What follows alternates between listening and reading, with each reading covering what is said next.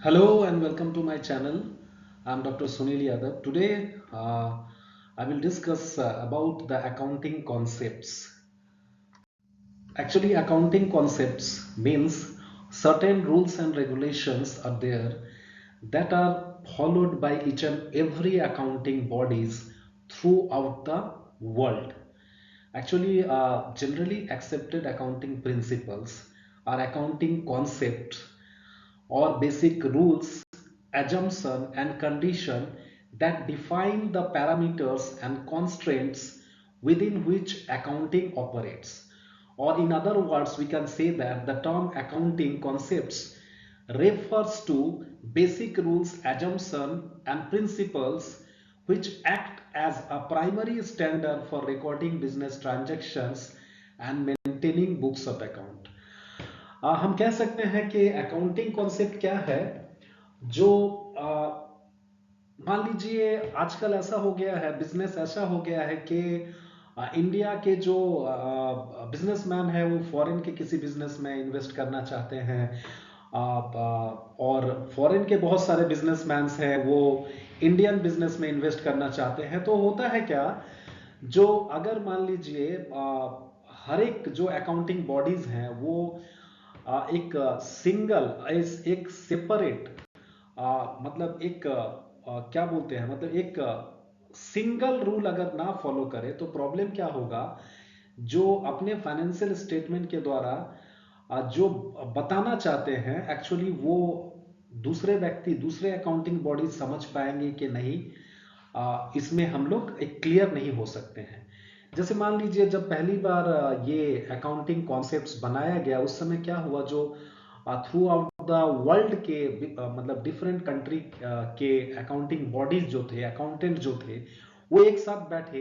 एक साथ बैठ के क्या हुआ, उन्होंने डिसाइड कर लिया जो ये रूल्स एंड रेगुलेशंस है और ये रूल्स एंड रेगुलेशंस हम क्या करेंगे, हम सब मिलके एक ही रूल्स एंड रेगुलेशंस फॉलो करेंगे ताकि क्या हो, एक दूसरे के समझने में कोई प्रॉब्लम ना हो। जैसे मान लीजिए हम कह सकते हैं कि इंडिया में एक रूल है क्या, ट्रैफिक का रूल है क्या, हम लोग सब लेफ्ट हैंड साइड से ड्राइव करेंगे, जिससे क्या होगा, ट्रैफिक को इजीली कंट्रोल करने में सुविधा होगा और हर एक व्यक्ति क्या करेंगे, जान पाएंगे जो हाँ यहाँ का यही नियम है और वो क्या करेंगे, उस नियम को मानकर अगर चलेंगे रास्ते पे तो क्या होगा, सबको आसानी होगी रास्ता में चलने में।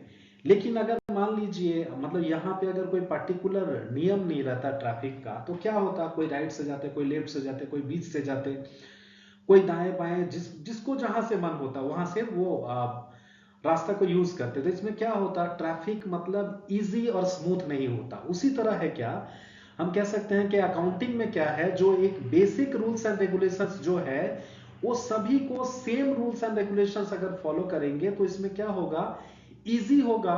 हम मतलब जो अकाउंटिंग रिकॉर्ड्स वगैरह है उसको रिकॉर्डिंग करने में और उसको मतलब एक समरी के फॉर्म में जो फाइनेंशियल स्टेटमेंट प्रेजेंट करते हैं वो भी करने में सुविधा होगा।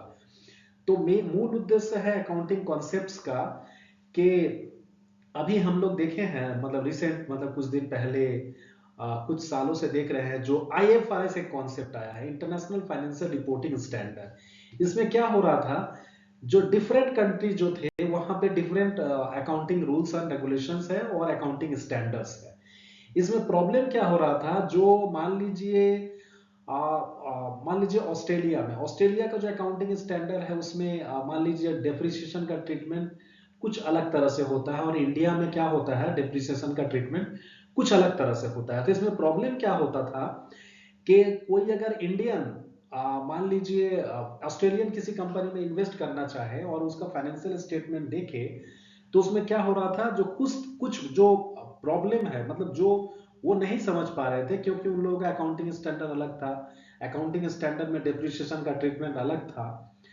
तो उसी को मिनिमाइज करने के लिए और एक जगह पे पहुंचने के लिए for the purpose of harmonising the differences and to come in a particular place, IFRS has been implemented and various countries who become the member of IFRS, they are using IFRS and adopting IFRS. So now these are the objective of accounting concept. Actually, the first objective of accounting concept is to maintain uniformity and regularity in preparation of accounting statement. मतलब एक uniform, मतलब एक मतलब uniform रहेंगे और regular way में हम accounting records तैयार करेंगे, अकाउंटिंग स्टेटमेंट प्रिपेयर करेंगे। मतलब एक पर्टिकुलर एक सेपरेट रूल्स रहेगा, मतलब वो रूल चेंज नहीं होगा हमेशा। टू मेंटेन कंपैरेबिलिटी, मतलब क्या हो, अगर हम same rules and regulation follow करते हैं, ठीक है, मतलब कंसिस्टेंसी अगर रहता है तो क्या हो सकता है, हम कंपेयर करेंगे, एक पीरियड से दूसरे पीरियड का कंपेयर कर सकते हैं। अगर सेम अकाउंटिंग रूल्स फॉलो कर रहे हैं तो मान लीजिए हम अगर क्या कर रहे हैं, अगर स्ट्रेट लाइन डेप्रिसिएशन फॉलो कर रहे हैं तो हम हर एक साल स्ट्रेट लाइन डेप्रिसिएशन फॉलो करेंगे। ऐसा नहीं कि एक साल हम स्ट्रेट लाइन फॉलो कर रहे हैं और दूसरा साल क्या कर रहे हैं, हम डिमिनिशिंग बैलेंस मेथड फॉलो कर रहे हैं। तो ऐसा करने से नहीं होगा, तब हम कंपेयर नहीं कर पाएंगे, काहे कि हम मेरा कंसिस्टेंसी एस्पेक्ट नहीं है। नेक्स्ट क्या होता है, accounting concept act as underlying principle that helps accountant in preparation and maintenance of business record. Okay, next क्या है, it aims to understand the business rules and regulations that are required to be followed by all types of business entities and hence simplifying the details and comparable financial information. तो यही जो था बस accounting concept के बारे में। So I request all of you for more videos related to these matters, please subscribe to my channel, and in next videos I will discuss few more accounting concepts one by one. So thank you very much.